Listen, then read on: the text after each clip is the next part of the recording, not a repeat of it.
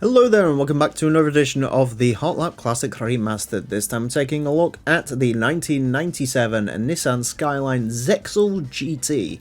Our first R33 JGTC car to take on the course, and the first JGTC Skyline since the Celsonic, which was a long time ago. That was episode 25, I believe. We're on episode 249 now, so there you go. Anyways, front engined rear wheel drive, 680 horsepower, 1,200 kilos. The GT2 Plus mod converts all of the GT500 Skylines to rear wheel drive, which is correct, but it doesn't mess with the power. The power figures are changed for GT2 A-Spec, and we'll cross how we're going to handle that when we come to it. So that torque figure is scary though. Let's see how this gets along. It is going to get 6 laps of the Motorsports Land track in order to set the best time it possibly can. Our current leader is the Toyota Celica Rally Car, set a time of 27.552. The Zexel Skyline, unlikely to beat that. The Celsonic, where is the Celsonic? Is in 47th place at 29.675. Now, we've had JGTC Supras and NSXs since then, and they've been significantly quicker than that. So, unfortunately, despite being an iconic car, the Celsonic was a bit of the scapegoat to get the JGCC cars on the leaderboard. They have gone quicker since, and I expect this to go quicker now, unless this turns out to be awful to drive. Now, it is worth pointing out, if this was four-wheel drive, this would be absolutely cremating our leaderboard. I would put these in contention for one of the quickest cars we could have round, provided the suspension could keep up with the corner cuts. But alas, they are rear-wheel drive converted, and there you go. It's quicker than the Celsonic. So yeah, it's a bit of a shame, really. I know obviously GT2 Plus is supposed to fix these sort of things.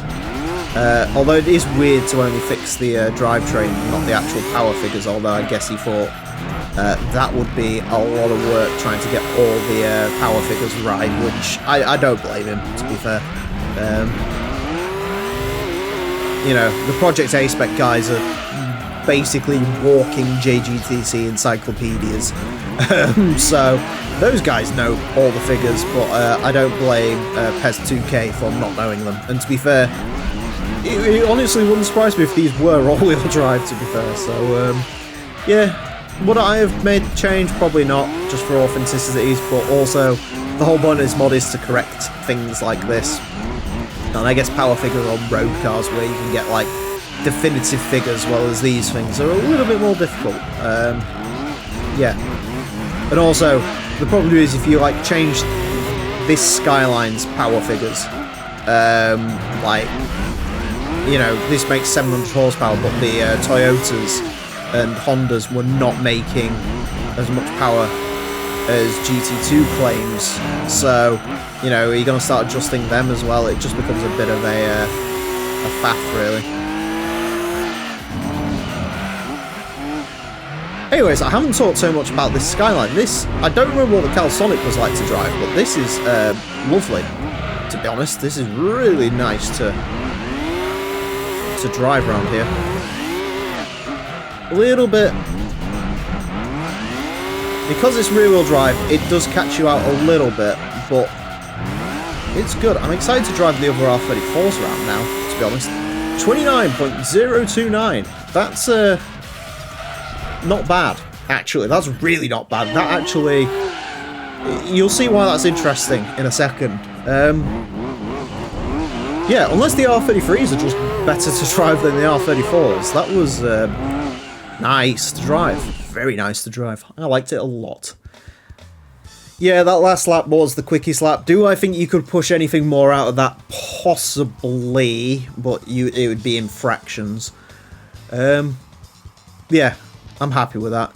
29.029 places it into 29th place. It is quicker than the 4-door R33 and the Silhouette Formula. It's of course quicker than that Celsonic one. It is quicker than the Supra GT500 car that we've had. And you might notice it's only fractionally slower than the R34 GTR, which is the quickest Skyline that we've had. So, That would have been interesting if the GT500 cars, despite being rear-wheel drive, would have actually ended up topping that one. It's also pretty close to the NSX GT500 car as well, so good to mention. Anyways, that is it for this episode. Thank you all very much for watching, and next time, well, it's episode 250, so there's going to be a bit of a Gran Turismo icon in that episode, so look forward to that. Anyways, until then, farewell.